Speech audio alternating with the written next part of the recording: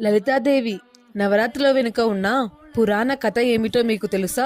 ముందుగా మన ఛానల్ని ఫస్ట్ టైం చూస్తున్న వాళ్ళు సబ్స్క్రైబ్ చేసుకొని మీ ఫ్రెండ్స్ అండ్ ఫ్యామిలీకి షేర్ చేయండి.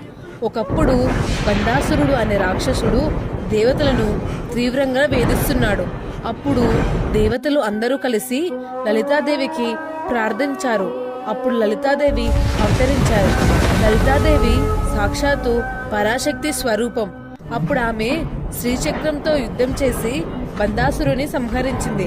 అందుకే దేవీ నవరాత్రులలో శ్రీచక్రానికి కుంకుమార్చన చేయడం ఎంతో ప్రాముఖ్యత.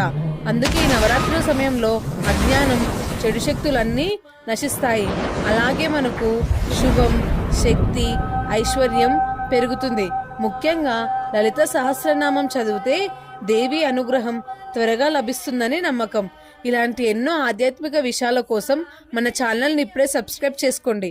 వీడియో నచ్చినట్టయితే లైక్ అండ్ షేర్ చేయండి.